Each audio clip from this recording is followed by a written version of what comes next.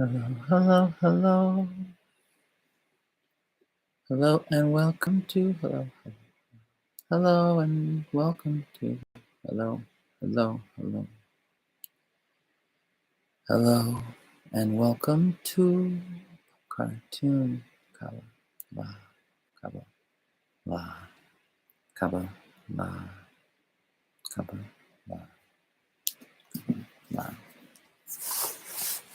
coming at you live from the a.k.a. Valley with concerns. And there are the concerns about the global condition, the heat, the conflicts, the pressures, the tendencies. And there's the concerns about the inside, my reactivity,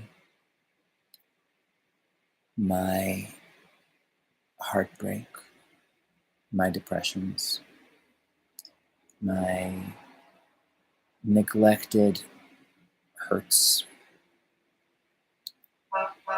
And I think it's very relevant that the seasons most associated in the Hebrew calendar with the rough fasts are so close to each other. And I think it is part of the secret of the intimacy of the dynamism. In this project, the thing that's shocked me the most is how much my intuitions about where the polarities should be in relationship to the order of the days of the week or the order of the zodiac is so counter. Because I really got into this trying to understand just fundamental mythic assumptions, overlapping active mythic assumptions.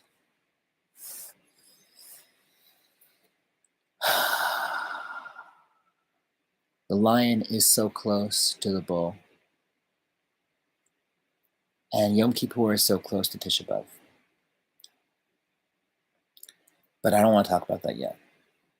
But maybe I do, because the most relevant pop part of the whole thing is the Barbie, which I extend into the Barbenheimer discourse. I'm sure it can be attributed to one person in particular who made the combination first and pointed out, oh, these things are both coming out. We're so ambivalent, excited about both of these projects in similar but different ways, right? Things from the past that are enduring, floating presences all the time. But let's say the Barbie concept is more than that. And let's say I noticed, and maybe you did too, much more social enthusiasm about Barbie as a symbolic phenomenon, as a practice, as a devotion, than Oppenheimer, where the devotion has less to do with the character / project and more with the director and the thought, like, oh, they're doing their thing about this. That's interesting. I wonder how they'll pull it off or what they'll emphasize in light of who they are. And this is a certain bipolarity also, right? The autorial function of media, of movies, let's say, of movie making, director as artist versus director as chas v'shalom, professional propagandist, successful vendor of sleuths to children and other people, because we're all children, we're all consuming the sleuths that we're feeding our kids, right? We're also, we don't really feed kids stuff that we don't want to eat ourselves because we wind up having to eat it ourselves culturally, if not, and as well as literally, I like to eat my kids' leftovers, one of those dad compulsions. And the relationship generationally of media is a lot of evangelical enthusiasm. The things we want to share with our kids. I love this show. This is very meaningful to me. I want you to also appreciate it. And from them to us, the things our kids want to share with us must be so important to them, right? Because anything they share to us that's like, irrelevant, impossible, right? The things that don't matter, they don't want to talk about. The things that matter in ways that they don't want to share, they don't want to talk about. They don't want to share that. The lame, dark shit they do with their friends, that's meaningful in some kind of way, but maybe like hard to even begin to want to communicate with parents. And by this, I mean slang. I mean details of slang, details of children's popular culture that feel more embarrassing than inspiring, right? And let's say I'm a child and I try to convince my parents of how great a media IP that I'm into is and be like, hey, this thing is so great. And they're like, then I don't really want to share it with them anymore. They're not into it. And it's like heartbreaking to feel the distance between what our parents or our kids are into and we are sometimes if we're attached to the overlap. But it's very hard not to be. Hard not to want the people who love us the most, who we love the most, to also appreciate the things we love the most. I experienced this with the religion nerdism as it is, and alhamdulillah that I have a tradition not to be an asshole to my kids about it. No, the particular denomination and sub sort of Kabbalistic initiatory Hasidic thing I got into says no, don't torture the children with it. That's no good. Don't use it as a self-righteous cudgel to make the kids do something. And the exception, of course, is if you just want to anyway, and then you can just own that you're doing it for yourself, not because they need your evangelical religion or favorite media thing, but because you're trying to share it, and then it's like a vice, But the Barbie thing was so much more organic, isn't it? Now, I feel strange even thinking that. How could it be organic? It's plastic. And I'm reminded of Nietzsche's use of the concept of the plastic god, which I was shocked by because I was like, what is plastic in the 1800s? Were they doing plastic? And I guess they were for impressions, for small scale doll making, dollatry, without the eye. The eye makes it religious, but without the eye, it's still a devotion, but it's like an affection. You're not convinced that anything is true about the doll, except look, the things you can point to it. It's wearing a dress. It looks just like me. She's going for a walk. She is in the role that she is dressed for as mommy or as baby or as professional or as heroine. All of these are dolls. And I will give a moment just to meditate on doll as a concept of need in elemental Hebrew. The Bnei Saskar describes Cancer and Leo as the two dalim, the two poor ones, because dal means poor, right? Not just in Sanskrit, but also in Hebrew. Maskil et dal. Who do you share with? The needy, and who gets to pray from the bottom of their heart? The poor, right? Maskil et dal. And so also the commercial inversion, the selling of dolls. What is the motivation for the parents to buy them except for the children's plea? So there's a few aspects to the construction of desire that is the secret of what I'm convinced is the Venus aspect of Leo, which is the lion. I'm going to go with this, right? The lion, in its most ancient form, as divinity, is mostly female, right? Ishtar, Sekhmet, the lioness is the erotic goddess in her vengeful aspect. Durga, the lioness. What's the Taoist one? Shang something, Shen something. The Taoist lion-headed master who his scream overcomes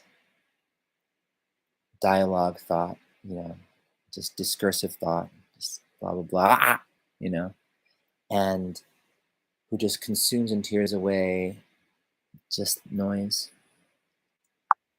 discursive thought. And the entire Leo concept in Hellenism is a little afflicted by its absence of mythology, right? The Lemnian lion is very old and just hard to kill. Just thick hide, that's a suffocated, terrible. They don't even have lions in Greece. I don't think they have in Rome so much until they start bringing them in. No, lions are from the east, in the south. Lions are from Africa. But they're all over the place, They made it all the way up to Palestine pretty early, Syria, Egypt, Babylon, at the gate, Ishtar's gate, there's a big lion sculpture in the front. Who they identify with her. She's riding it.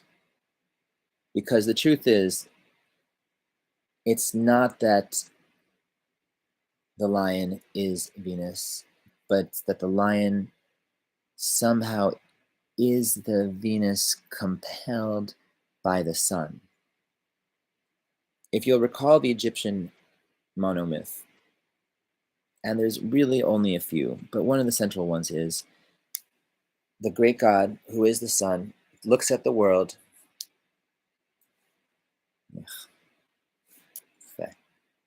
gets mad at it, and his left eye goes out and becomes the all-consuming lioness Sekhmet, who's killing the world from her hunger, just tearing it apart, eating everybody, and is destroying the world, killing everybody. What can that be a metaphor for? Wait, doesn't matter. It's a problem, whatever it is, just killing everybody, this hungry lioness. Some scholarship assumes dryness and summer heat. The wise priesthood in Dendera go and ask the god who will tell them, the communication intermediary between the highest highs that don't even want to explain and the basic lows where we feel the trouble and really want to find a way out of it, and invoke Thoth, Thoth, who we associate with Mercury, as is known.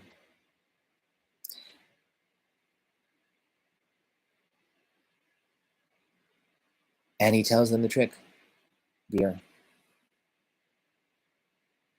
Intoxication. Painted with red ochre, which is mostly functions as makeup, paint, ochre. There's red coloring in the beer. She'll think it's blood, pour it over the gates. She'll go for the blood, and it'll calm her down and transform her from a terrifying lioness to a happy dancing cow. And it works. She's transformed to a happy dancing cow, Hathor, who really is pure Venus, pure Ishtar, Hathor, Hathor, His right eye is a different whole thing. His right eye goes on to great success. As the divine cow, she lifts her presence from the world and sits above it in the celestial heavens, encompassing everything in her way. And that's Taurus for you. Taurus is not so far from Leo. It wasn't so long ago, right? Taurus is the second and Leo is the fifth. But whereas Taurus, which is ruled by Venus, is not Venus. Leo, which is ruled by the sun, I'd argue is not the sun, but Venus compelled by the sun. The lioness is the destructive aspect of the goddess. Whereas the cow is the nourished, secure, calming version of the thing. And the Pisces fish are somehow both and neither. That's a discourse for another time. But we do feel a lot of Pisces vibes. Misha nichnas adar marbin b'simcha, kishem mine shenichnas av mardim b'simcha. The actual distance from Pisces to Leo is the full polarity that we think about from the 0/12th until the 5th. And it's still not quite complete. It's a curious overlap they make traditionally. As joy increases in Pisces, I love my Pisces. And I think it is the great redemptive moment that does give birth to history, is in prehistory, Pisces escaping and getting to be, and everything is built on that. Pisces is the ship that Superman rides to be brought to the new world. And let's say Leo then might be the Superman. I don't know if that's a great metaphor, but the joy goes down in Av. Like Superman stories are fundamentally more like tragedies than they are like comedies, generally, because what they're really about is how much these things are not happening. It's the big inversion with Superman, right? The tragedy of Superman, underlying Superman, making it all a little solemn and a little dark rather than triumphal, the way a, more genteel version of such a thing could have been, like a Samson or a Hercules, just a winner who just wins and just wins on behalf of the ruling power by defeating the defeated, by keeping the defeated down, right? Successfully keeping those defeated forces from ever rising up. That's the Osiris cycle a little bit, That is the Colossus of Rhodes as far as solar heroes of subjugation, which is the role of the lion on some level. No, it can't be true. Right? The lion is not there to subjugate. Yes, he is. What do you mean? The whole king concept has to do with being surrendered to this awesome force. It's also ironic that in the traditional Hebrew calendar, the king is in the field only at the end of Leo, but not during. And I'd argue it's because the Hebrew calendar has a strong mediation bias in terms of how much it wants to lionize or valorize anything, especially that which naturally tries to valorize itself, because wisdom, writ large, really wants to offset the natural excesses more than just sing songs about them. And this tension is very fundamental to Leo, to Av, and to the space between Barbie as valid passion and cultural phenomenon and the thing that's deeply disturbing in feeling like it is or should be able to be. The ambivalence is there. And I'm going to say Barbie is a bigger deal than Oppenheimer.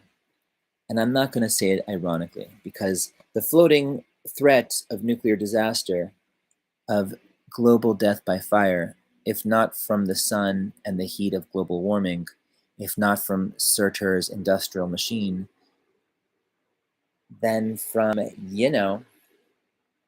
just an angry button, just a constructed simulation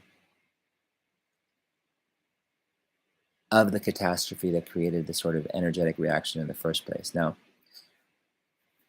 this is a deeper meditation in a way, maybe more directly subject to horror than the plastic upbeat doll that tries really hard to be about not horror, tries to be about possibility and romance itself, but the romance of just being, expressed and unafraid, which is also the fantasy of the, nuclear warrior. You won't have to worry anymore. Perish forbid. You're too powerful to worry. Now, these are maybe more the challenge in relating Oppenheimer to Nolan's previous work, which deals similarly with the clockworks within divinity as ruling nobility. And this is true in the Prestige about the magicians as ruling nobility and the sort of tragedy of what they do to be the kind of awesome that they are. This is a little bit, I think, the Tesla inclusion as sort of heroic, noble, screwed over victim. The punchline in the Prestige, of course, is that the magician has just been cloning and killing clones. And this is somehow a little bit the worst excess of nobility, of Leo, right? Insensitivity to the human other in the hopes of just getting them on board. Because the highest version of this is so wonderful. We all love our Leos so much because they really are magnificent and they do encourage and invite wonderful things. The fear of the lions, let's say as expressed in Aesop fables and in the parallel Indian ones, is the fear of just once they're in charge, they're in charge. I think Aesop's fable starts with a lion story about a lion who says to a bunch of other animals, all right, let's get together and get together on this animal. I'll kill it, or you'll help me kill it, but like I get most of it, and whatever's left you guys can have. And that's just, I think, the first fable. And this is not a good fable, but this is a good metaphor for the problem in both U.S. nuclear policy and U.S. Commercial fetishization cult. But cult is too small a word because it's so much bigger than cult, Where am I introduced to dolls? Where am I introduced to action figures? There's a whole corner of every store. There's a whole side. Do you remember the first time someone gave you an industrial doll? And it was magnificent. And I remember the first time I got a He-Man figure from Mattel, introducing me to Mattel. And their products were there these little tough guy dolls. I'll call it a doll. Shit. I call it a doll. Shit. Juguetes was the only word they used for in Spanish. Muñeco is safe, dolls. Action figures. Strong distinction, because they might get you the wrong one if you don't use a distinction. Action figures, hard plastic, solid plastic, as opposed to dolls, which are soft plastic and combable hair. He-Man, someone gave me a He-Man figure for, I think it was like Hanukkah. Secular relative. Really liked it. It was not even the main character, it was Mechanic. You turn his side to side, and his neck extends outwards. You can see up higher. Very cool. Just like swivel him, his arms were like that, and just his head would just lift up. And just see a little higher. But he also had like a weapon, like a sort of bat that you could sort of just move his hand up and down in. And I just remember the contours of his little toy body, right? The sort of nuances and the sort of boot, the aesthetic of the boot, and the curious, unfamiliar aesthetic that the whole thing was, Belt, big sort of like wrestling hero belt. Apparently belts were very big with a sort of outside underwear in the heroic manner. Without going too much into the mythology of He-Man, which is tangential, let's talk about the fundamental overlap and function of the dolls and of the toys in experiencing divinity so personally. And this is the popularity of them. And whereas once upon a time, the idols had the cargo of presumptions and narratives that become deeply, deeply vilified by the beginning of the Hebrew religious narrative, right? What is more hated than the idols? It's like one of the big three. It's like fidelity, murder, fucking idols, false gods, right? False gods. Why is a toy a false god? Wasn't that always a strange presumption as a kid? You know, see movies from the Ten Commandments. Someone just puts up a thing and just starts praying to it, and it's always very confusing, except for if I'd ever actually pray. Is the whole thing, the unknowable deep thing, and that you won't be able to really get it to be what you want it to be, but you can surrender on it with appreciation and joy. In fact, you should. In fact, everyone awesome here seems to be leaning on the front and just kissing this wall, rubbing their face on this curtain. And as a kid, by the way, on the curtain, what is illustrated on the curtain in an ostensibly very post-idol religion? It's just these two lions facing each other, lions made of fire.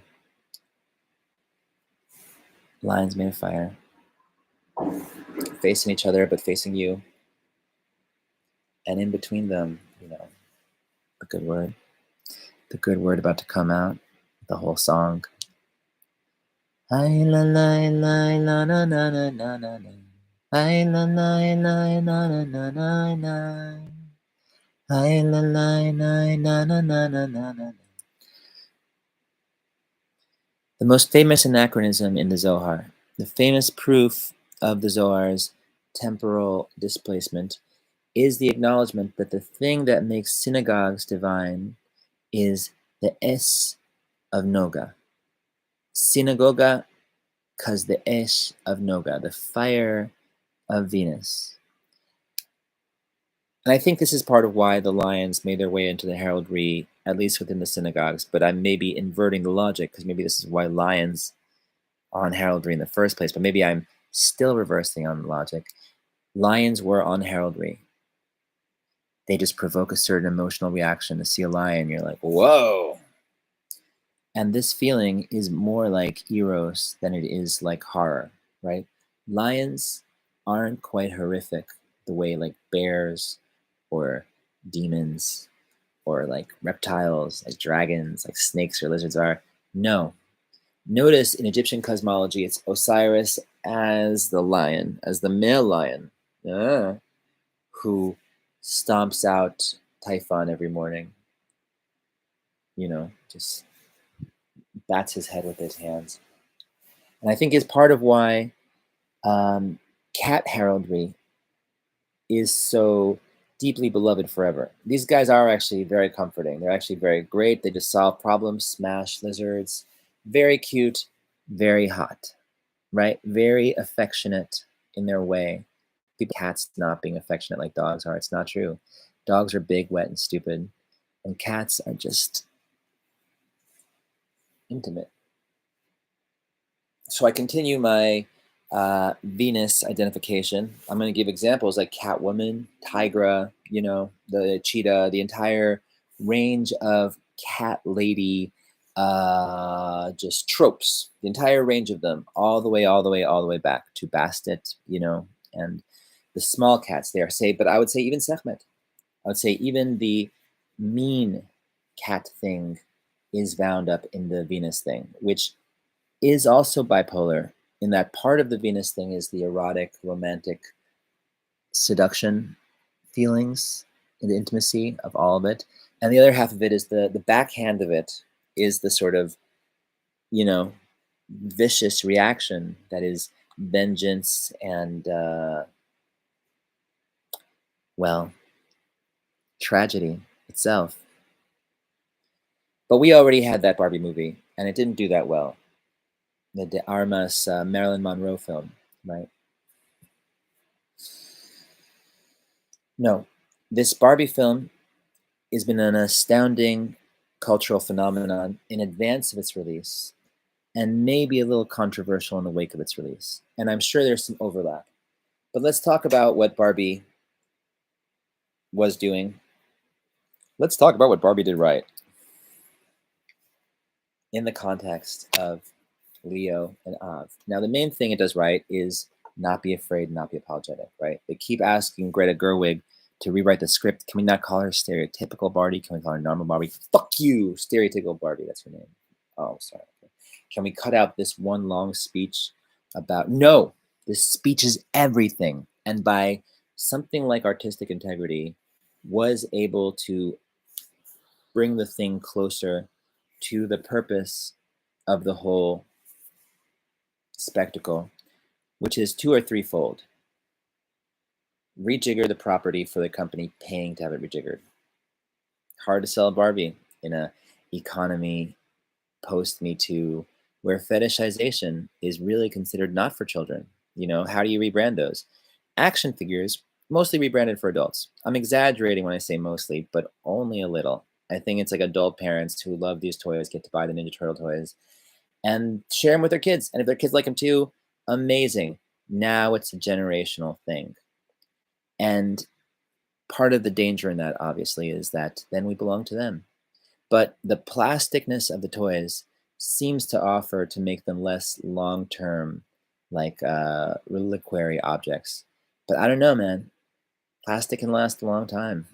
I mean, it's got a half-life. This is part of the environmental horror and confoundment about fetishizing plastic, romanticizing, and destigmatizing plastic. It's been an issue with the clothing itself, right? All the clothing and the materials of the clothing. Is it real, or is it artificial in a way that's just as good as real for your purposes? If it is genuinely as good as real or better, then it's real.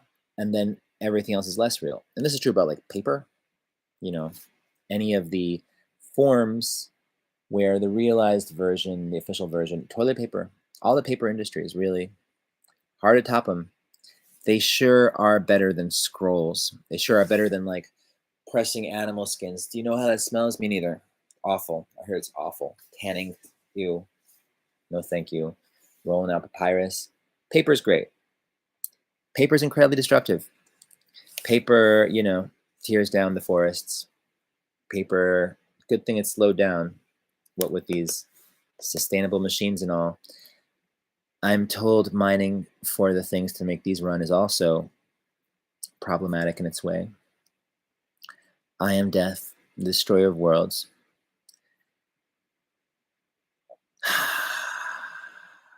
But here is the problem of pop. And it's what we've been dealing with in the course of this project. The thing in pop that is commercially just advocating so that we will buy things from the people who are selling them, this particular thing, which we need now, I think is part of the jihad in the Bible against, you know, Ashtoreth and all the teraphim. And it is part of the controversy. Rachel really does actually like her teraphim. And they do decriminalize teraphim pretty fast eventually, even in the temple, right? Bulls and lions. It's okay. They're contemplative. They're not the problematic ones. But then the prophets later on keep talking about the other ones. But you know what? Let's be honest. They talk about them. The problem is like they're like foreign exported dildos and incenses, perfumes. Tom Robbins has a wonderful discourse defending Jezebel in his book about Jerusalem.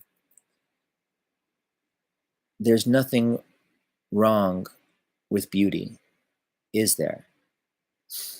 And it is a historical crime, the criminalization of beauty. But there was never a criminalization of beauty, was there?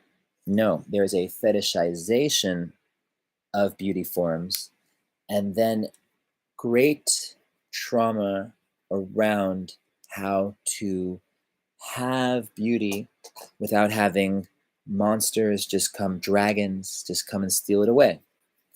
Arguably the main tension in all the histories, right? Arguably Herodotus blames the whole war between East and West, between Persia and Greece, on this habit of princess kidnapping in the summertime. Terrible habit. And part of the Barbie problem is that the other half of the goal is really to use the already understood medium of Barbie to say something helpful. I stopped sort of saying deep or meaningful because everyone knows meaning and depth are not necessarily helpful.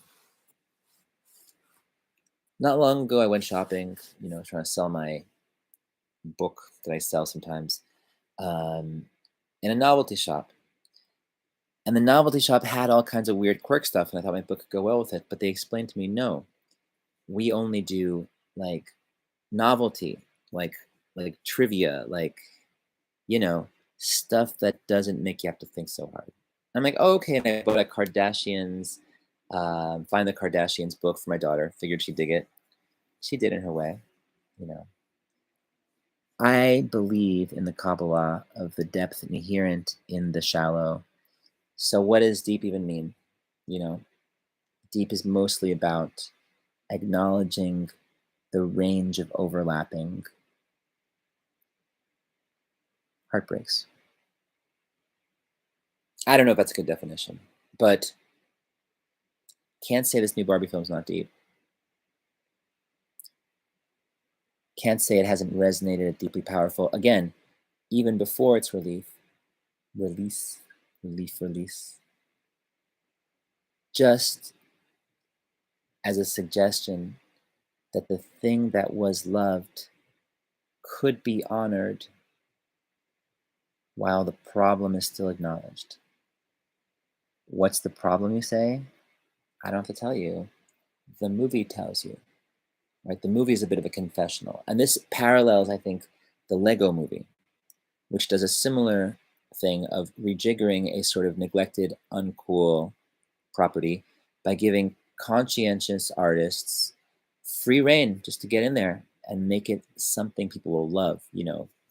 Big names, all the different names of all the different properties that are allowed to overlap. Let's say over in the Warner there and over in the Mattel here, and whatever arrangement they've made that you can mention Batman in Marvel films and Spider-Man in DC films.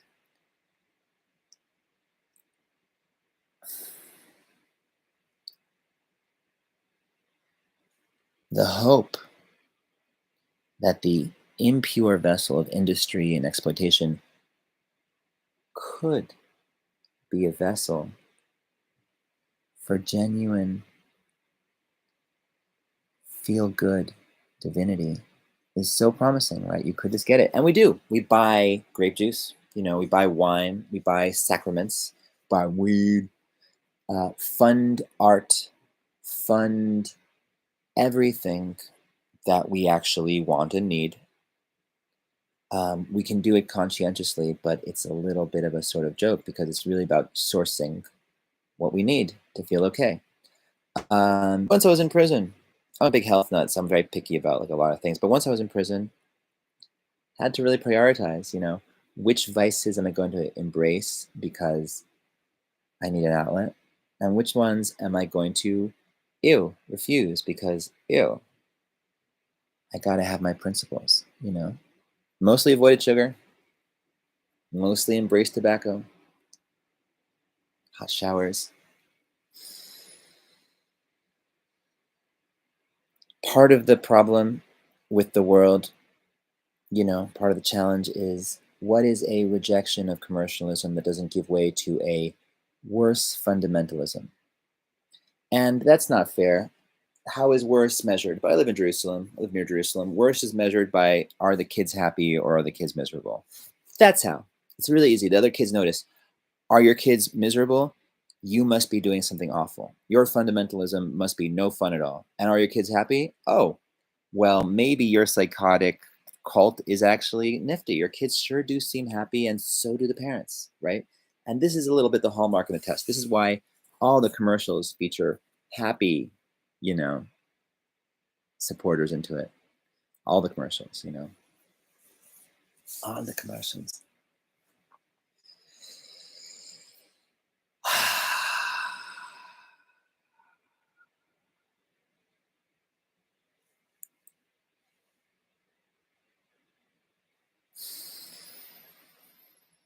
Part of the problem that I would like to solve for you with this PopCartoonKabala project is to notice these things we live with and live amidst, these symbols, these patterns, and to have a relationship with them that is not quite full surrender. And this is maybe the difference between me and I'd say most pop spirituality projects. But I'm probably not even able to be honest about that. And this is part of the Lion Torah that both postmodernism and hopefully Barbie and Oppenheimer can give us. It shouldn't matter if we're happy. No, it's not that it shouldn't matter if we're happy, but it shouldn't matter if we're happy, you know. The things that are meaningful to us, just because they're vices, doesn't mean they are anathema. When are they anathemized has to do with an entire civilization or culture realizing that something is just a terrible idea. And this was part of the crisis with Barbie. Repeatedly, let's say repeatedly, right? Is introducing children to sexuality good or evil? It's evil. You know, that's the consensus. I'm sure there's exceptions to that consensus, and they don't count. But a lot of the legislation of pop and of the management and the sort of rebrand and reconstruction of pop was the renegotiation of where the totems that had been completely unmediated, or worse, you know, like psychotically and predatorily mediated by regional or wider priesthoods using like just, you know, dismissive, pragmatic priesthood sciences and assumptions like imagery, you know, just putting the stories and having you come in and then charging you, or worse, taxing that ass. Everyone knows part of the irony of the creation of Barbie was that the dolls themselves were designed and based on erotic tools that had just really been rebranded, much the way that blood sponges that had been invented for World War I just got rebranded as pads, and thus really facilitated a lot of women's physical liberation and management in the 20th century. And the commercials, let's say, the classic tampon and pads commercials blur how much of a complete shift into impossible being the technological adaptations of the 20th century were, because they're within it already. They're not trying to still sell that. They're trying to sell the thing they're selling. You know, they're trying to sell the brand, not the concept, because the concept is already so appreciated.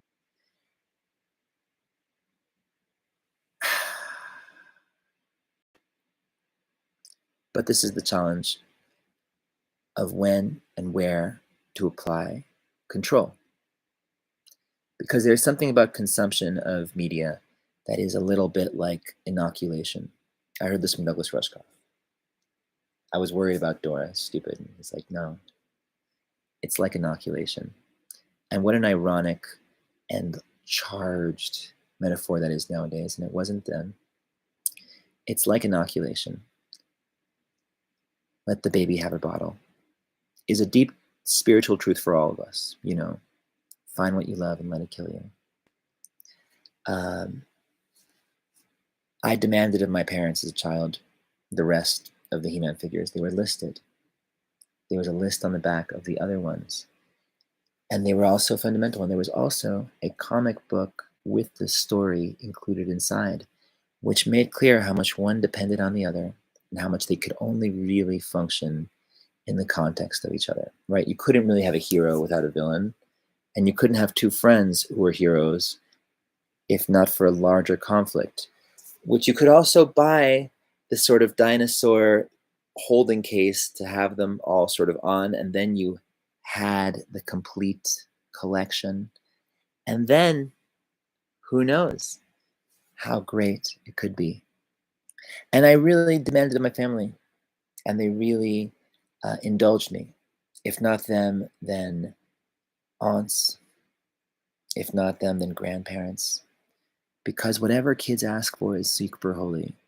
And if you give them a version that's not the version they're looking for, you might be doing them a favor, but they may not be able to appreciate that. And maybe that's like a discipline regionally, but notice how regional a discipline that is. The convincing of children that the things that are important to them can't be taken seriously sort of forces them to take it seriously. Sort of. I mean, I hope I'm not exaggerating. The more my parents took my preferences seriously, the less I was into them, the more I was able to notice other things. But I did stay in the action figure devotion for my entire childhood, but I pivoted to different ones according to my maturity level and my media priorities, right? Like Ghostbuster figures are skinnier and really more defined by their sort of action tools, you know. Ninja Turtle ones sort of more monstrous and wide like the He-Man figures in their way, but also cute and small, you know, less unironic, and more nuanced and like hilarious, you know. Until the company started making perfect action figures to order of all the characters from the entire comic book canon and range of comic book canons. And if they wouldn't do it well, they would do it another one a few years later or something. And now we're in a time when the properties that are owned and the mythologies around them, the canons, are just sort of resold almost mechanically.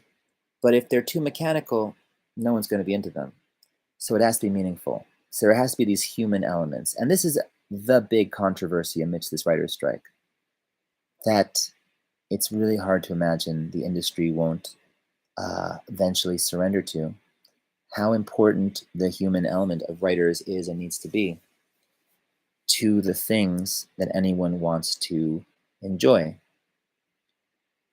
And it's hard to describe the depth of horror and wrongness of trying to split popular mythology from any human element.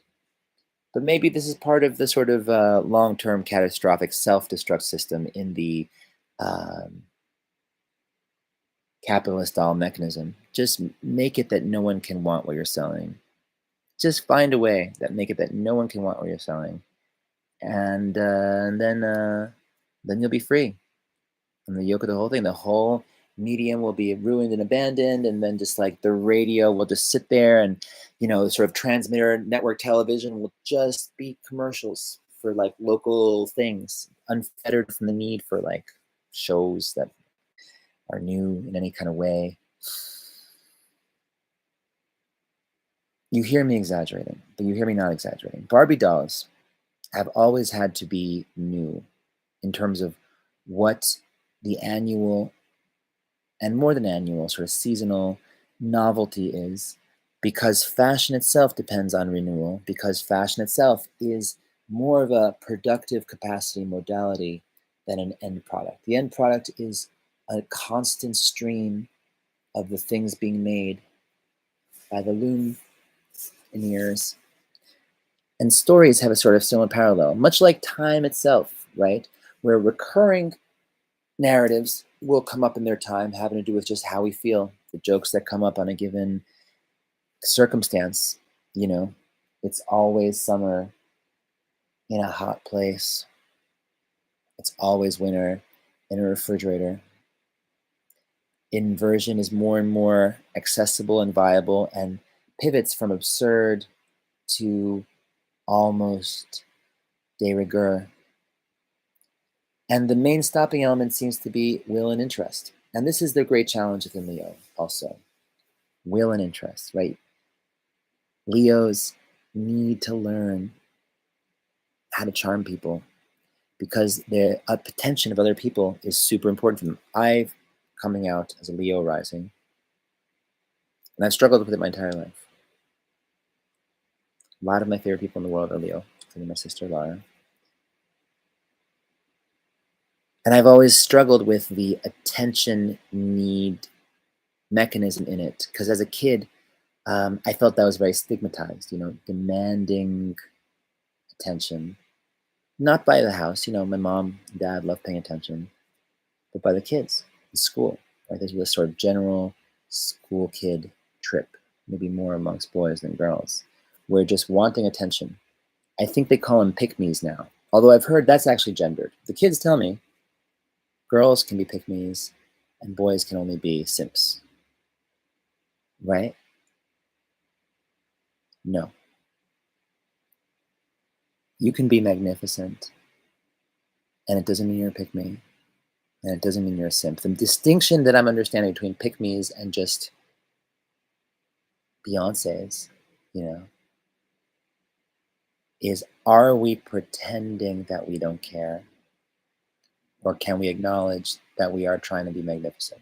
I'm definitely on team pretending that I don't care. I hate trying to be magnificent because it's vulnerable, because it is inviting of judgment.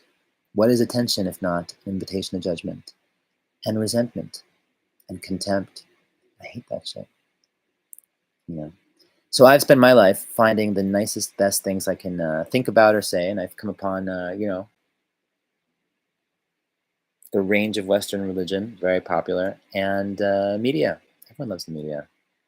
Everyone loves Barbie. Everyone loves. Everyone loves something, and everyone loves a common language to address what they love and hate. Ugh. Hate X, love Twitter.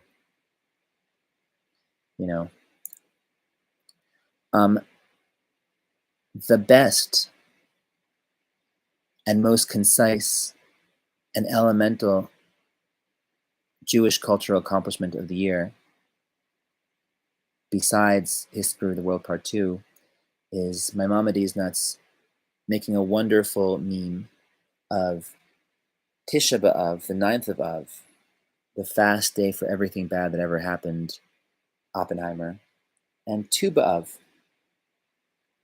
the happy romantic dance day for singles, as Barbie. And they are both bound up in this Leo thing. But in our time, really, Barbie seems much more important because there's a marketing thing with it and a whole direction that they're going to go, that the entire fundamental lived narrative about, let's say, what should succeed feminism, and it sounds like it's something more like gender pessimism, futurism, like utopian fantasy escape as just like, as Dollhouse. Remember Dollhouse? We talk about Joss Whedon sometimes. I've never seen it. It's too weird to see.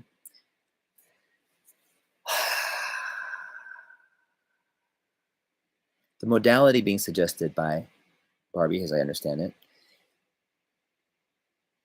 reminds me of Lysistrata, right? Fantasy of power that lets us have fantasy of power and acknowledgement of inequality amidst both fantasy of power and promise of other standards and some laughter about even the smallness of our highest hopes, right?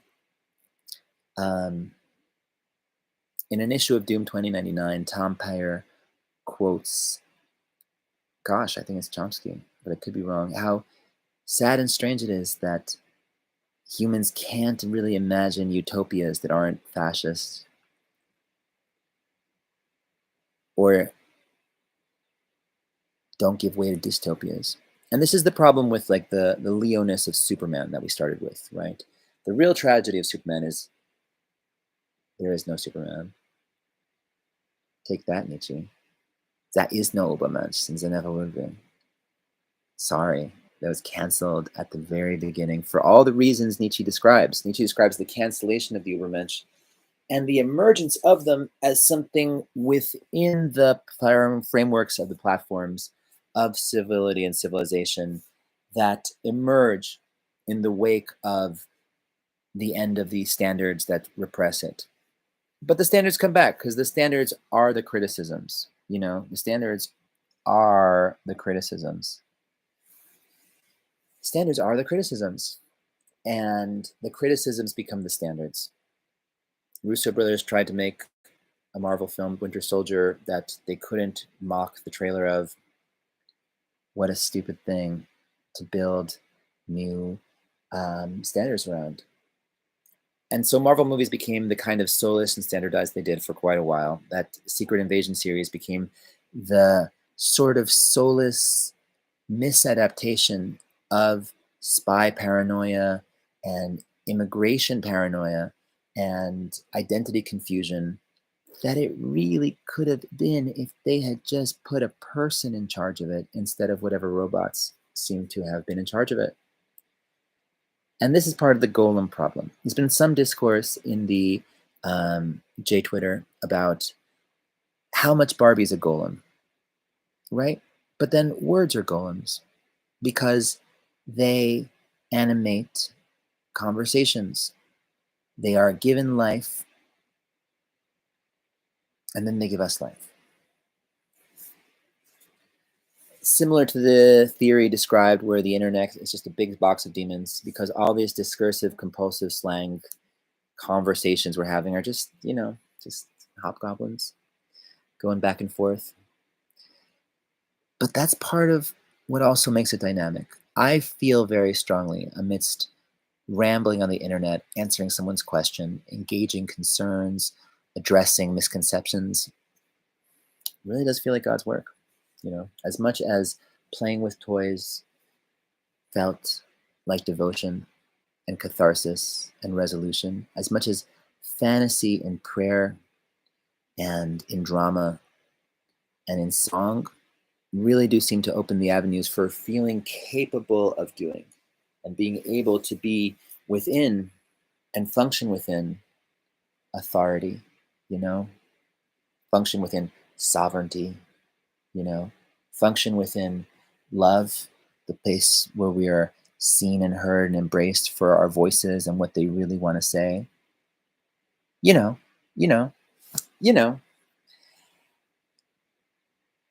And of course, the real challenge is the noticing of the difference between the thing that is deep and lovable about a media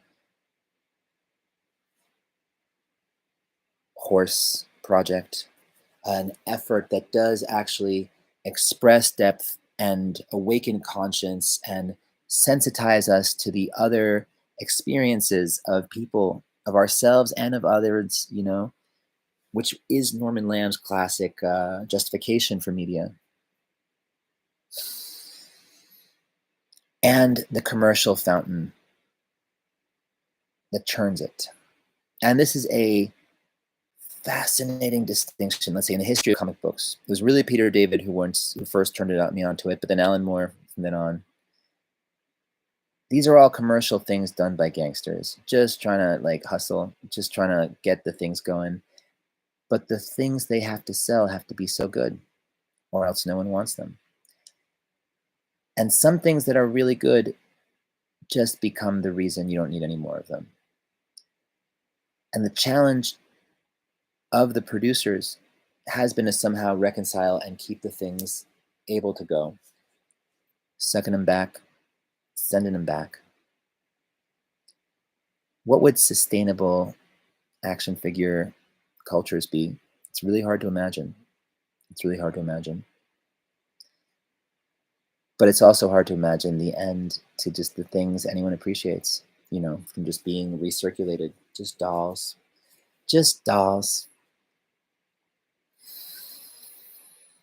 But then that's just a little bit with nuclear disaster as well, right? Reminding us how tenuous even the most stable things are, and maybe especially the most stable things, right?